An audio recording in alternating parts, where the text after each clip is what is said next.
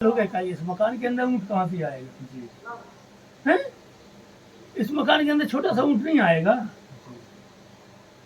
तो जब छोटा सा ऊँट इस मकान में नहीं आएगा तो परमात्मा इतना विशाल सारी सृष्टि का नियंता है, वो कैसे यहाँ आ जाएगा। तो फिर वो जैसे योग शास्त्र पतंजलि ने लिखा, कैसे लिखा, चित्त वृत्ति निरोधती योगा, चित्त की वृत्ति को एकाग्र करना ही, रोकना ही योग है। वो कैसे, वैराग्यम अभ्यासेन च गहते, वैराग पूर्वक पांचों विषयों से उसको अलग रखना। जैसे 4 संयम बताए गए हैं, अर्थ संयम, समय संयम, वाणी संयम और इंद्रिय संयम, 4 संयम। ये चारों संयम तप के अंदर में आती है, इसी से। और हमारा जैसे वो लिखा है ना, अयम निजहा परोवेति गणना लघु चेतसाम उदार चैतानाम तु वसुधैव कुटुम्बकम। हमारा सारा कुटुंबी संसारी कुटुंबी है, हमारा वो परिवार नहीं, वो परिवार को छोड़ दिया हमने, वो नहीं। तो इस प्रकार से हम लोग। अच्छा, अब दूसरी बात ये होती है कि लोग बाग सोचते हैं कि गुरु बनाने की क्या जरूरत है, हमको राम राम जपना, राम राम मिलेगी या गुरु बनाने की क्या जरूरत है। ये ऐसा नहीं है, वो लोगों का सोच गलत है। गुरु बनाना क्यों नहीं जरूरी है, हम आपको दृष्टांत देते हैं ना। दृष्टांत अर्थ किसी भी चीज की शोषण ना करे, शोषण और दोहन नहीं करे। दो शब्द होते हैं, शोषण और दोहन है। आजकल अधिकांश लोग बाग क्या कहते हैं, समाज का शोषण और दोहन करते हैं। बड़ी दिखावटी, बड़ी सुंदर सुंदर है, सुगंधित और बढ़िया लच्छेदार बातें फेंक फेंक के उनको अपनी। दोस्तों, चित्रकूट वाले में स्वागत। आज हम चित्रकूट के परिक्रमा मार्ग पे एक सिद्ध संत से मुलाकात हुई, जो आज हम आए थे उससे। और यहाँ चित्रकूट के पास एक ये आश्रम बना हुआ है, अखंड नाम से एक आश्रम है, जो परिक्रमा मार्ग के बीच में पड़ता है। तो आप आ सकते हैं यहाँ पर। ये देखिए महाराज की कुटिया बनी हुई है, ये महाराज जी की पक्की सी कुटिया है, छोटी सी कुटिया, जिसमें दिखाते हैं आप लोगों को कैसे यहाँ कुटिया बनी हुई। आओ दिखाते हैं, आगे मिलते हैं महाराज जी से, बातें करते हैं। चलिए मिलते हैं और सत्संग करते हैं। महाराज जी जैसे बताइए, जैसे हम घर में रह के भगवान का भजन कैसे करें, क्योंकि जंगल सब लोग जा नहीं सकते। नहीं, जंगल तो ऐसा होता है कि एक कबीरदास जी ने ऐसा लिखा है, एक राजा थे बलख बुखारी जी। तो वो राजा ने सोचा कि घर छोड़ने की क्या जरूरत है, इतनी अच्छी फैसिलिटी है, यही भगवान को भजन ही करना है ना। तो वो घर में बैठे बैठे भगवान का भजन कर रहे थे, भोजन पानी कर शांति से बैठे भगवान का स्मरण कर रहे थे। तो कबीरदास जी के पास में ये बात पहुंची। तो कबीरदास जी ने क्या किया, पहले पलीता चलते थे, पलीता जानते हैं ना, एक लोहे का त्रिशूल होता था, कपड़ा बांधे जाते, उस पर तेल डाल के जला करके, वो प्रकाश का साधन था। तो वो पलीता जलाया और दौड़ के आए। पहरियों ने रोका, अरे भाई कहाँ जा रहे, कहाँ जा रहे, राजा का मकान है। अरे बोले हमारा ऊँट खो गया है, ऊँट को ढूंढने जा रहे हैं।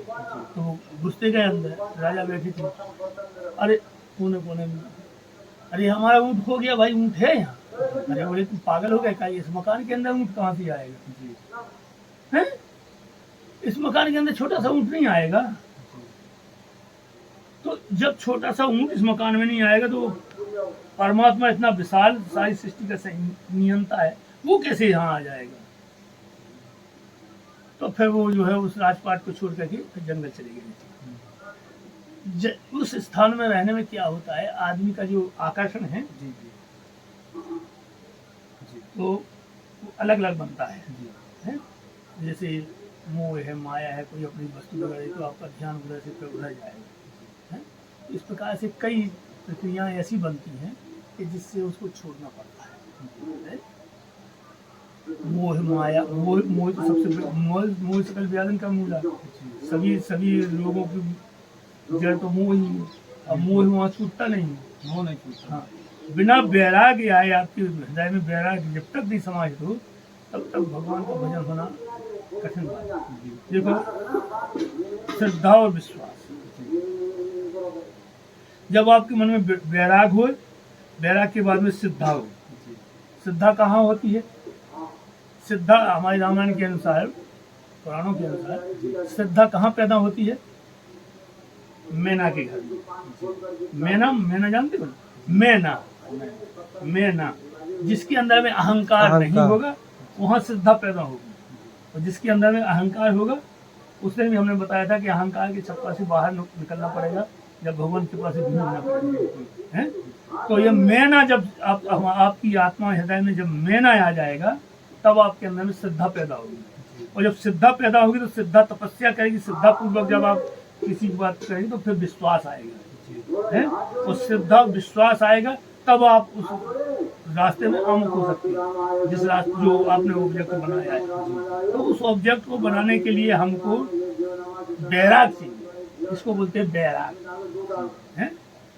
तो बैराग क्या होता है कि हम लोग घर में रहते घर में बैराग नहीं हो सकता। हम लोग जनक जी रहे, जनक जी बैरागी थे, राज करते रहे, राजपाट संभालते सब कुछ करते रहे, लेकिन बैराग को रहते रहे कहावत परम बैरागी।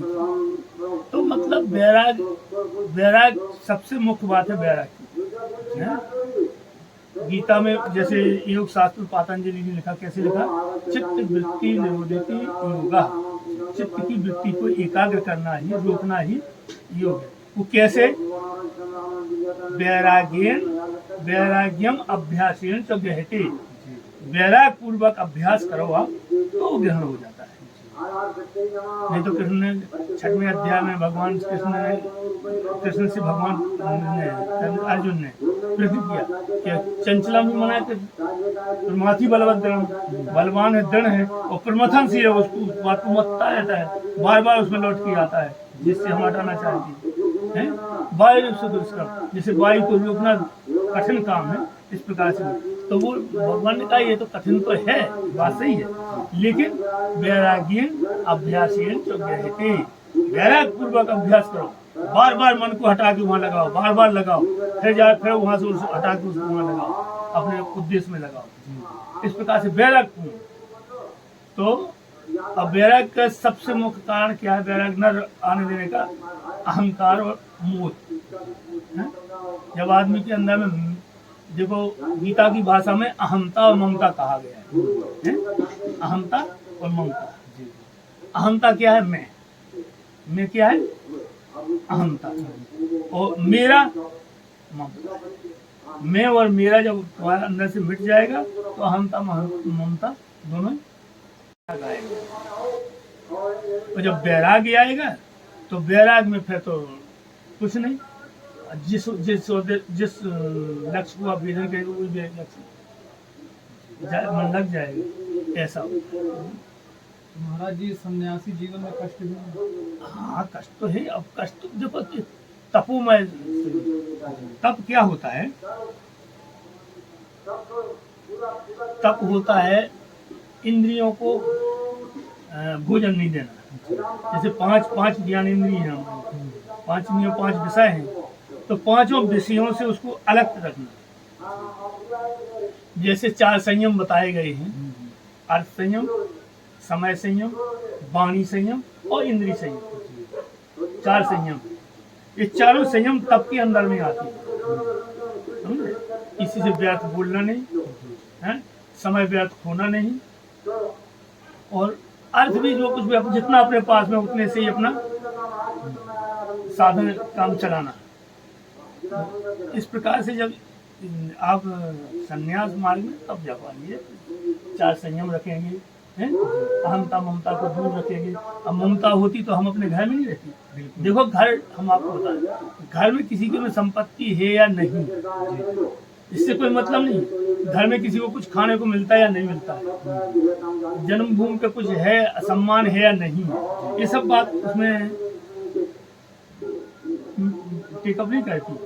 उसमें क्या करता है, चिड़िया है, चिड़िया एक घास फूस का घोंसला बनाती है, उसमें कोई कीमत नहीं है ना कुछ नहीं, लेकिन उसको उस घोंसला में, जैसे एक राजा को पूरी सेना फौज पलटन के साथ लेकर के किले के अंदर में सुख प्राप्त होता है, उतना सुख उस चिड़िया को उस घोंसले, घास फूस के घोंसले में सुख प्राप्त होता है।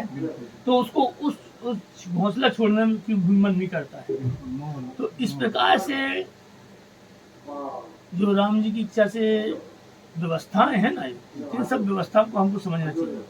अच्छा, हमारा मानव समाज जो है वो परेशान क्यों है? परेशान क्यों है? और इसका कारण क्या है जानते हैं? इसका कारण ये है कि हम लोगों में प्रेम का अभाव है, वैराग भी नहीं है और प्रेम का अभाव है। हमारे अंदर में क्या है? राग। राग राग का प्रतिपक्षी होता है द्वेष। जब राग पूरा नहीं होगा तो द्वेष तुरंत खड़ा हो जाएगा, है? इसी राग द्वेष से दोनों से मुक्त होना चाहिए। इससे महाराज जी कैसे मुक्त हुआ जाए? अब अभी पहले राग और प्रेम दोनों देखने में एक सी लगती है? लेकिन इनमें बड़ा भारी अंतर है। अब हम तो संक्षेप में राग और प्रेम की पूरी परिभाषा बताएं। प्रेम क्या चीज है? प्रेम वह कहलाता है जो प्रेमी अपने प्रेमास्पद को देने की कोशिश करता है, कुछ देने की कोशिश करता है, उसको क्या बोलते हैं? प्रेम। और जो अपने प्रेमास्पद से विपक्षी से कुछ लेना चाहता है, किसी भी प्रकार से सिफारिश, वो चापलूसी, जिसको आपकी भाषा में चापलूसी या क्या कहते हैं, चमचागिरी वगैरह करके उससे कुछ लेना चाहता है, पाना चाहता है, उसको राग बोलते हैं। समझे? जब हम उसको करेंगे, उससे कुछ पाएंगे और नहीं पाएंगे तो उससे द्वेष हो जाएगा, तो उसकी हम बुराई करने लगेंगे, है? बस तो राग और द्वेष, राग और प्रेम में इतना अंतर है थोड़ा सा। तो इस प्रकार से जैसे अहंकार है और स्वाभिमान है, इसमें भी थोड़ा अंतर है। स्वाभिमान अहंकार का रूप नहीं है। जैसे हमारे रामायण के अनुसार है, रामायण में अरण्य कांड में जब उन्होंने सुतीक्षण जी ने भगवान से वरदान मांगा, क्या मांगा? अस अभिमान जाने, मेरे को अभिमान दे दीजिए।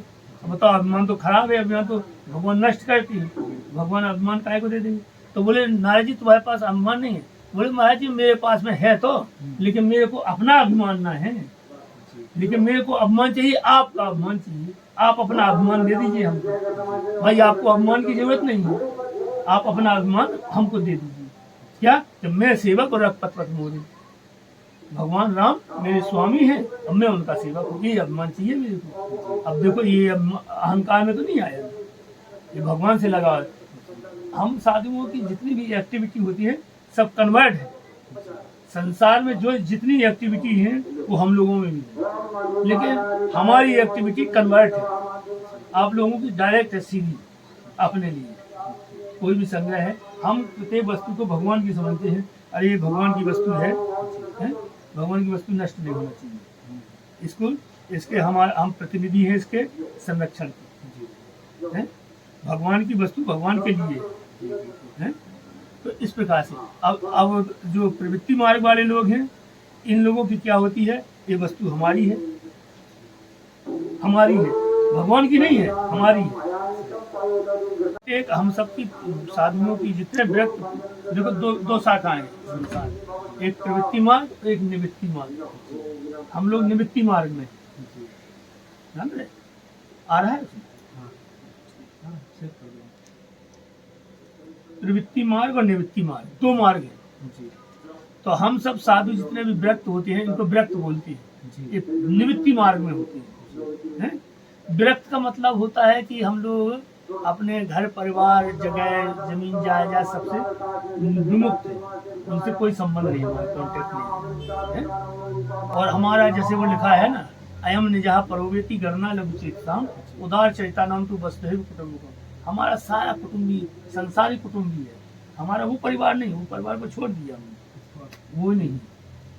तो इस प्रकार से हम लोग निवृत्ति मार्ग वाले हैं। निवृत्ति मार्ग वाले मुक्त जीवन है, हम इस संसार से मुक्त होने की कोशिश में लगे हैं। अब हो ना हो, हम कहाँ तक सफल होते हैं तो बाद में रिजल्ट निकलेगा ना। तो इसलिए कोशिश हमारी है भगवान की तरफ आमुख होना। और प्रत्येक जीव का ऑब्जेक्ट क्या होता है? भगवत प्राप्ति करना। प्रत्येक जीव का यही उद्देश्य है, भगवत प्राप्ति करना। गीता के दूसरे अध्याय का 40वां श्लोक पढ़िए आप, उसमें लिखा है नेहाभिक्रमणा सोस्ति प्रत्यवायोर्न विद्यते स्वल्पमप्यस्य धर्मस्य त्रायते महतो भयात्।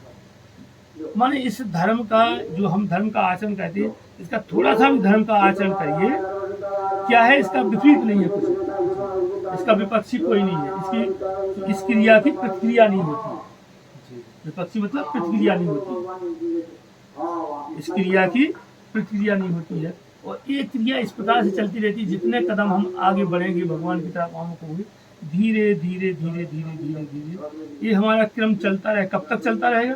जब तक कि हम अपने उद्देश्य को नहीं पालेंगे, जब भगवत प्राप्ति रूपी उद्देश्य को पूरा नहीं कर लेंगे, तब तक हम जन्मते मरते भले ही रहेंगे, लेकिन इसी काम में लगे रहेंगे। जैसे कोई दर्जी होता है, एक कपड़ा सीता है, अब शाम हो गई, आधा सिला कपड़ा रखा रहा, सवेरे उठेगा तो फिर उसको सीना शुरू करेगा, तब तक सिएगा उस कपड़े को जब तक उसको कंप्लीट ना हो जाए।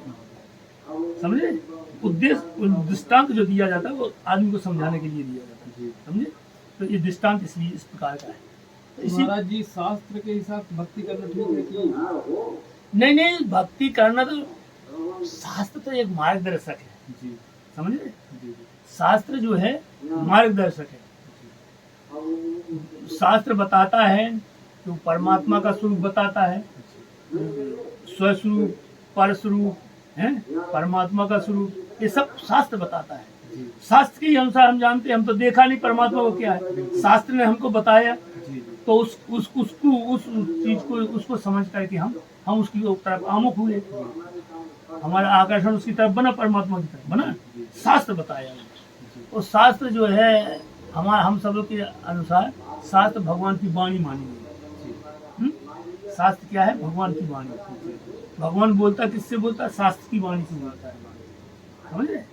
तो ये उसकी वाणी है, शास्त्र की, शास्त्र परमात्मा की वाणी है। तो जो शास्त्र हमको बताता है मार्गदर्शन, ये भगवान ने कहा कि सन्मुख हो जीव हुए जब जन्म को टकना से तभी, तो अब सन्मुख कैसे हो वो मार्गदर्शन करेगा शास्त्र या सदगुरु करेगा। अच्छा, अब दूसरी बात ये होती है कि लोग बाग सोचते हैं कि गुरु बनाने की क्या जरूरत, हमको राम राम जपना, राम राम मिल ही गया, गुरु बनाने की क्या जरूरत है? ये ऐसा नहीं है, वो लोगों का सोच गलत है। गुरु बनाना क्यों नहीं जरूरी? हम आपको दृष्टांत देते हैं ना, दृष्टांत से आप समझेंगे। दृष्टांत ये है, जैसे आपको एक कारतूस दे दिया, तो कारतूस आप हाथ में लेंगे, किसी भी आदमी को देखा, एक आदमी भी नहीं डरेगा, नहीं डरेगा। और वही कारतूस अगर बंदूक में भर दीजिए आप, और दिखेगा तो हजारों आदमी डर जाएंगे। तो गुरु क्या है? बंदूक है। मंत्र तो आपको मिल गया, कारतूस तो मिल गया, लेकिन बंदूक नहीं है, तो कारतूस की कोई वैल्यूएशन नहीं, समझे? वही कारतूस आप बंदूक में लगा दीजिए, और जिसकी किताब करेंगे वही हवा बिगड़ जाएगी, समझे? वो हाथ में लेके दिखाओगे तो कुछ कोई नहीं गुरु जरूरी होता है।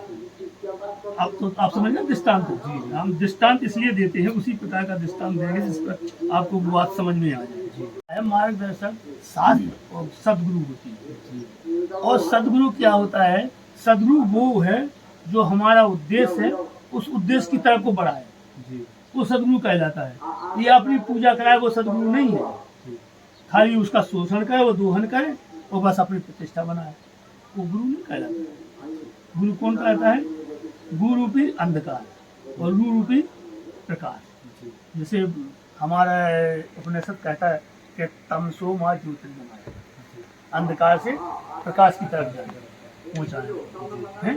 तो उसी को ही गुरु शब्द का अर्थ, गु माने होता है अंधकार और रू माने होता है प्रकाश। जो अंधकार से प्रकाश की ओर ले जाता है, तो जैसे इसका अंदर गुरु, वह गुरु कहलाता है, समझ रहे?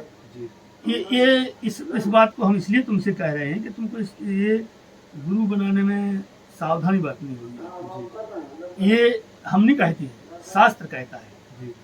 आप रामायण पढ़िए और श्रीमद् भागवत पढ़िए, दोनों का ही आप मिलान करेंगे जब, तो आपको पता चलेगा। भानु प्रताप एक पाखंडी राजा जो राज छोड़ करके, से हार करके, तो जंगल में जाके साधु के वेश में बस रहा था, एक तनु नाम का, तो उसको गुरु बना लिया भानु प्रताप ने, और उसके बताए मार्ग के अनुसार चला वो, और उसका विनाश हो गया।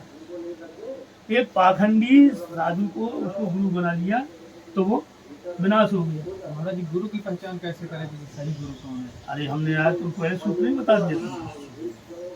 हम ये पूरा प्रवचन कहते हैं, इसको ध्यान से नहीं सुनोगे आपको नहीं समझ में आएगी बात हमारी। इसको ये शब्द को बड़ा अच्छी ढंग से सुनिए, समझिए इसको। गुरु वही है जो परमात्मा में लगा है और उसके धन, शरीर, अर्थ किसी भी चीज की शोषण न करे, शोषण और दोहन नहीं करे। दो शब्द होते हैं, शोषण और दोहन हैं। आजकल अधिकांश लोग बाग क्या कहते हैं, समाज का शोषण और दोहन करते हैं। बड़ी दिखावटी, बड़ी सुंदर सुंदर है, सुगंध तो बड़ी लच्छेदार बातें फेंक फेंक के उनको अपनी ओर आकर्षित करके फिर उनका क्या कहते हैं, शोषण करते हैं। शोषण और दोहन, दोहन का मतलब ये इकट्ठी रकम लेना और शोषण माने धीरे धीरे कोई टैक्स में, कोई इसमें अच्छा। कथा दो तरह की होती है, एक राम की कथा होती है और एक दाम की कथा होती है।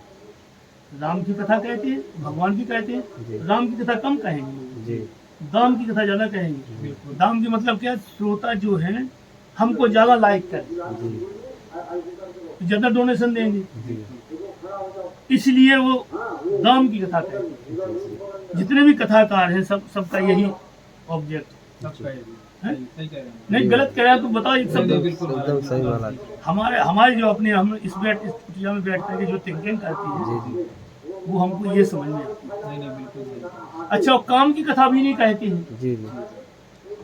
काम मतलब क्या होता है, गीता की भाषा में काम इच्छा को कहा गया। जैसे हमारा आप आए, आप कोई उद्देश्य लेके आए, तो आपके उद्देश्य को पूरा करने की कोई कथा नहीं सुनाएगा आपको। क्या सुनाएगा, या तो भगवान की कथा सुनाएगा, थोड़ा मोड़ा भगवान की सुनाएगा और फिर इसके बाद में अपनी वही दाम की कथा शुरू कर देगा। तो ऐसा है, इसके लिए डिपेंड किसके ऊपर में है, स्वयं आपके ऊपर में है। क्या है, अब देखिए ये तो अभी रामायण की कथा। अब भागवत में क्या है, भागवत में विभांडक ऋषि जो है समाधि में बैठे थे। वो राजा थे, क्या नाम था उनका, परीक्षित थे। जंगल में शिकार खेलने हो गए। तो आश्रम का ऐसा नियम होता है, जब राजा आता है, राजा सब आश्रम को संचालित करता था, पहले सहारा देता था। तो राजा जब आए तो उसका स्वागत सम्मान करना चाहिए। तो परीक्षित आए, परीक्षित ने सोचा यार साला ये बहुत पाखंडी है। समाधि में बैठे थे, उनको कोई पता नहीं कौन आया कौन गया, क्या है क्या नहीं।